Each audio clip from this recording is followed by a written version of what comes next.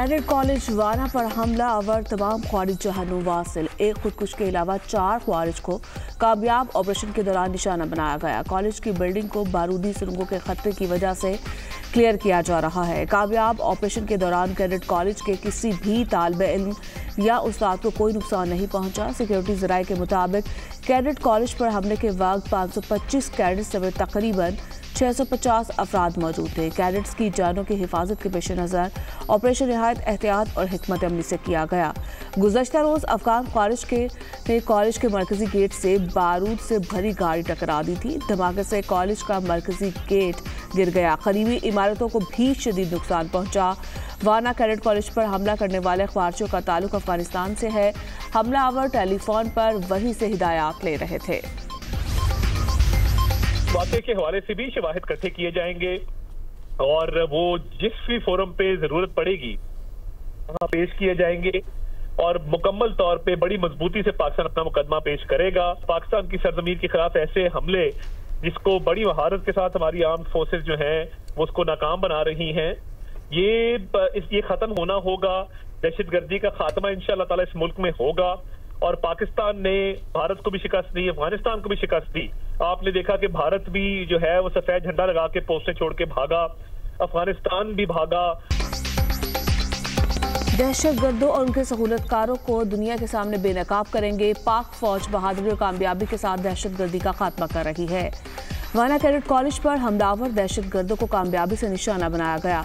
वफाकी वज़ीर इत्तलात अता तारड़ की दुनिया न्यूज़ से खुसूसी गुफ्तगू। कहा, दहशतगर्दों के खिलाफ कामयाब ऑपरेशन हमारी बड़ी जीत है। ये APS से कई गुना बड़ा हमला हो सकता था। पाकिस्तान का एक ही मुतालिबा है कि अफगान सरजमीन दहशतगर्दी के लिए इस्तेमाल ना हो। पाकिस्तान ने जंगों में भारत और अफगानिस्तान को शिकस्त दी। आज के हमले के तमाम शवाहिद और सबूत सालिस ममालिक के सामने रखेंगे। सदर मुमलिकत आसिफ अली जरदारी से वज़ीर-ए-आज़म की मुलाकात। PP चेयरमैन बिलावल भुट्टो भी मौजूद थे। मुल्की मौजूदा सियासी और सिक्योरिटी सूरत हाल पर भी तबादला ख्याल। सदर और वज़ीर-ए-आज़म की दहशतगर्दी के हालिया वाक़यात की शदीद मसम्मत। गैर मुल्की पुष्पनाही याफ्ता दहशतगर्दों और उनके सहूलतकारों के खिलाफ कार्रवाइयाँ दहशतगर्दी के मुकम्मल खात्मे तक जारी रखने के अज़्म का इआदा। सदर मुमलिकत की जानिब से अरकान पार्लियामेंट के एजाज़ में अशाइया, वज़ीर-ए-आज़म, वफाकी वुज़रा, इत्तेहादी जमातों के अरकान पार्लियामेंट की शिरकत।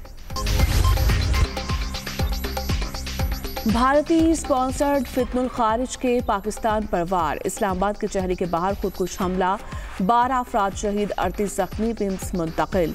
8 लाशें पोस्टमार्टम के बाद बुरसा के हवाले। खुदकुश धमाके की CCTV फुटेजेस मंजर-ए-आम पर आ गई।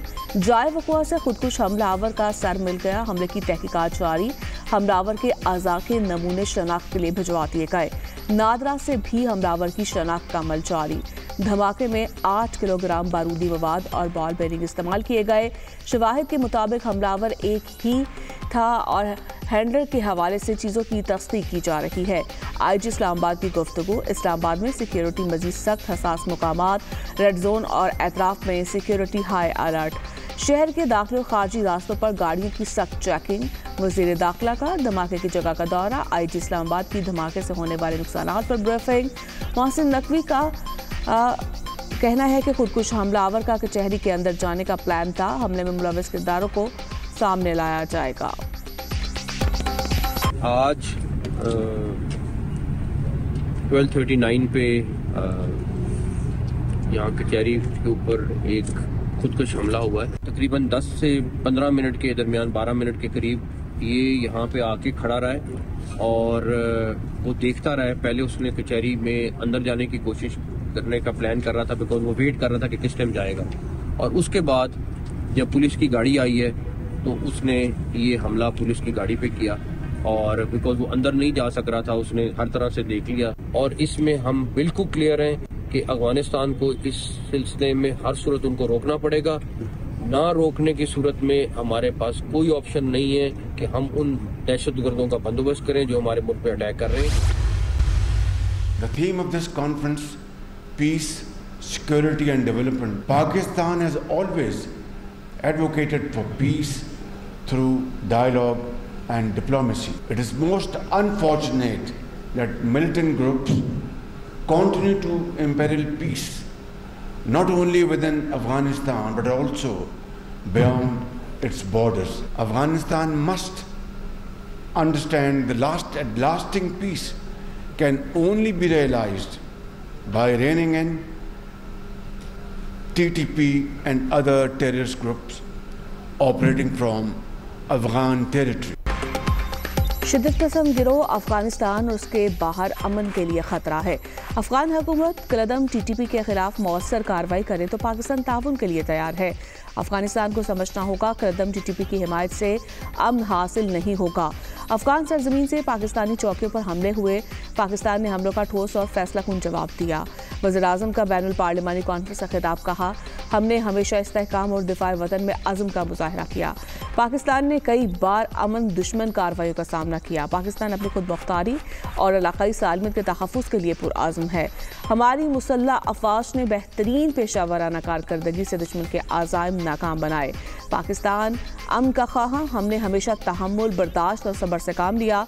तरक्की के लिए अमन और इस्तेहकाम नागुज़ीर है।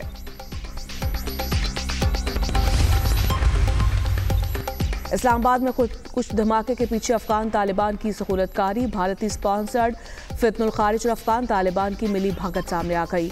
अफगानिस्तान के सोशल मीडिया अकाउंट्स पर इस्लामाबाद धमाके से कई घंटे पहले ही बाज़गश्त। सुबह 6:45 पर अफगान तालिबान से मुंसलिक एक्स अकाउंट से कमिंग सून इस्लामाबाद जैसे ट्वीट्स शेयर। हाल ही में अफगानिस्तान में पुलिस अकेडमी की पासिंग आउट परेड के दौरान इश्तियाल अंगेज तराने पढ़ाए गए। तरानों में पाकिस्तान के खिलाफ इंतहाई इश्तियाल अंगेज जुबान इस्तेमाल की गई। इस्लामाबाद को आग लगाने और लाहौर में झंडे गाड़ने के अशार भी पढ़े गए। तालिबान वजीर नूरुल्लाह नूरी ने भी 7 नवंबर को सिंध और पंजाब को धमकी दी थी। तालिबान इंटेलिजेंस से मुंसलिक डिजिटल मीडिया ने मुतादिद बार इस्लामाबाद पर हमलों की धमकी दी। धमाके से कबल सोशल मीडिया पोस्ट से वाज़ेह है, अफगान तालिबान रजीम अपनी हरकतों से बाज नहीं आई। अफगान तालिबान रजीम पाकिस्तान में खुलम खुला दहशत गर्दी की मुर्तकिब। इस्लामाबाद और दिल्ली धमाके पाकिस्तान के मुखालिफ मुल्कों की मिली भगत। मुश्तरका मकसद पाकिस्तान को नुकसान पहुंचाना है। हमारी असेसमेंट थी कि ये हमारे ऊपर प्रेशर क्रिएट करने के लिए ये इस किस्म की कोई ना कोई हरकत करेंगे कि अभी तक जो है ये धमाके जो हैं या दहशतगर्दी जो है वो महदूद है KP के सरहदी इलाकों में और बलूचिस्तान में जो है रिमोट इलाकों में महदूद है काफ़ी हद तक। तो वो अब उसको जब इस्लामाबाद लेके आए, ये रियासत को जो है वो इसको एक पैगाम समझना चाहिए। इंशाअल्लाह ताला वो भरपूर इसका जवाब दिया जाएगा। इस्लामाबाद जिला कचहरी में खुदकुश हमला वेकअप कॉल है। इस्लामाबाद तक इस जंग को लाना काबुल से एक पैगाम है। रियासत को संजीदा होकर पैगाम को समझना चाहिए। दहशत गर्दों की अफगान हुकूमत पुष्टपनाही कर रही है। कलदम TTP के सारे चेले काबुल में बैठे हैं। काबुल हुकूमत किस तरह इनकी जिम्मेदारी कबूल नहीं कर सकती। पाकिस्तान दहशत गर्दाना कार्रवाइयों का भरपूर जवाब देगा। दहशत गर्दाना कार्रवाइयाँ सरहदी और नाशहरी इलाकों में बर्दाश्त नहीं की जाएगी। वज़ीर दिफा ख्वाजा आसिफ का कहना है, काबुल के हुक्मरान पाकिस्तान में दहशत गर्दी को रोक सकते हैं। इस माहौल में अफगानिस्तान से कामयाब मुज़ाकरात की ज़्यादा उम्मीद रखना फजूल होगा। इस्लामाबाद खुदकुश धमाका, अक़वाम मुत्तहिदा का दहशत गर्दी के मुर्तकिब अफराद को इंसाफ के कटहरे में लाने का मुतालिबा। सेक्रेटरी जनरल एंटोनी गुतरेस की इस्लामाबाद में दहशत गर्दी की मजम्मत। कहा, खुदकुश हमले में जानी नुकसान पर दुख हुआ। मुतासरा खानदानों से ताज़ियत और ज़ख्मियों की जल्द सेहतयाबी के लिए दुआ को हूँ। इस्लामाबाद में दहशत गर्दी की मुकम्मल तहकीकात की जाए।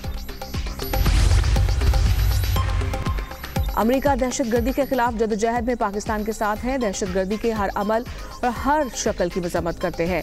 पाकिस्तान में अमन इस्तेहकाम के लिए काविशों की मुकम्मल हिमायत जारी रखेंगे। कायम मुकाम अमरीकी सफीर नटली बेकर का एक्स पर पैगाम। खुदकुश हमले में जांबाक अफराद के खानदानों से दिली हमदर्दी का इजहार। चीन की भी इस्लामाबाद में खुदकुश हमले की मजम्मत। जांबाक अफराद के बुरसा के साथ हमदर्दी का इजहार।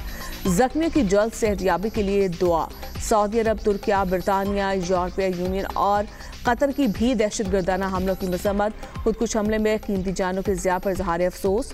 यूरोपीय यूनियन का दहशत गर्दी की हर शक्ल में मुकाबले का अज़्म।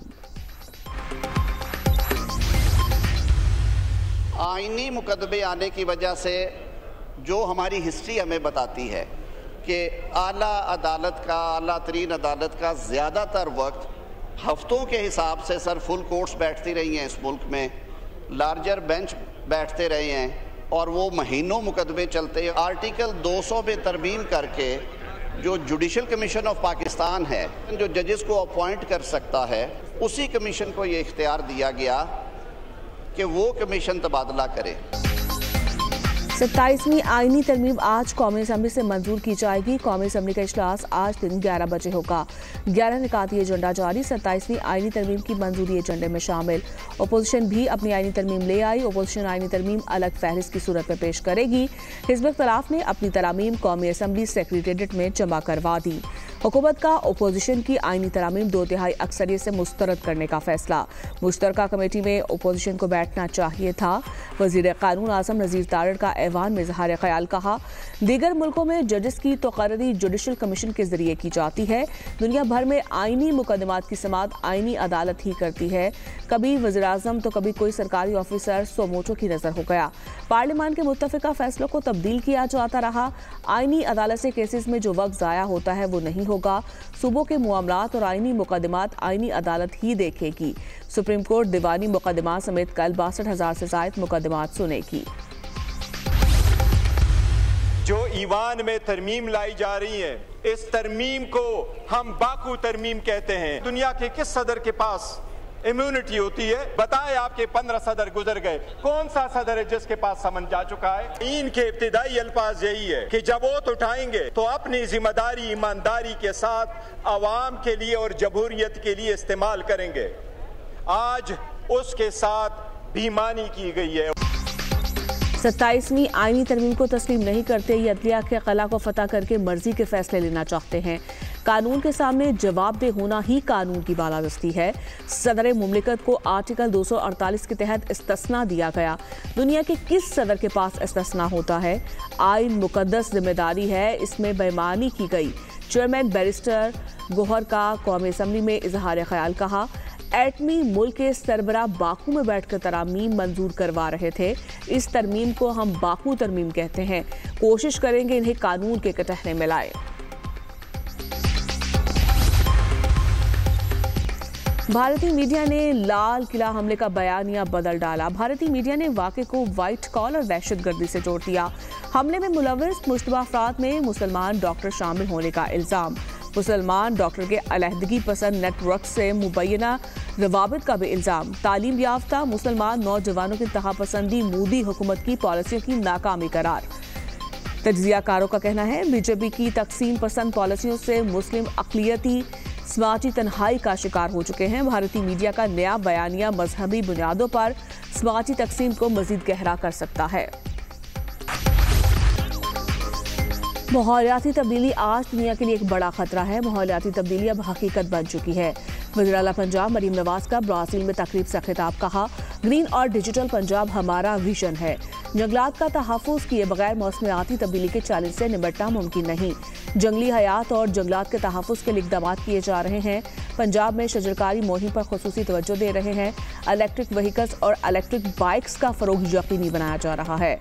पंजाब ने एयर क्वालिटी बेहतर बनाने के लिए इक़दामात किए हैं। मौसमियाती तब्दीली से निपटने के लिए सबको मिलकर काम करना होगा। पाकिस्तान माहौलियाती तब्दीली से शदीद मुतासर 10 मुल्कों में शामिल है। पंजाब को तारीखी सैलाब का सामना करना पड़ा। लाखों एकड़ पर खड़ी फसलों को नुकसान पहुंचा। मरीम नवाज ने COP30 कॉन्फ्रेंस में पाकिस्तान पवेलियन का इफ्तिताह किया। न्यूजीलैंड की साबिक वज़ीर-ए-आज़म जेसिंडा आर्डर्न भी हमरा थीं। पंजाब के मुख्तलिफ शहरों में आलूगी के डेरे। लाहौर फ़िज़ाई आलूगी में दुनिया के दूसरे नंबर पर पहुंच गया। एयर क्वालिटी इंडेक्स 264 तक पहुंच गया। भारतीय दारुल हुकूमत दिल्ली दुनिया का आलूदा तरीन शहर। AQI 764 record. पाकिस्तान में बहावलपुर सबसे ज्यादा आलूदा शहर। AQI 605 तक पहुंच गया। मुल्तान में AQI 515, फैसलाबाद 396 और गुजरावाला में 338 रिकॉर्ड। स्मोक के असरात से बचने के लिए शहरी मास्क के इस्तेमाल को यकीनी बनाए, तिब्बी माहिरीन का मशवरा। इसराइली फौज की गजा में जंगबंदी की खिलाफ वर्जियां जारी। सिहानी फोर्सेस के हमलों में मजीद 3 फलस्तीनी शहीद। गजा में क्लिनिक के मलबे से 35 नाकाबिल शनाख्त लाशें बरामद। इसराइल की मुसल्लह 2 साला जंग में फलस्तीनी शोहदा की तादाद 69,182 तक पहुंच गई। इसराइल की जानिब से गजा में बुनियादी ढांचे और रिहायशी इमारतों की तबाही का सिलसिला जारी।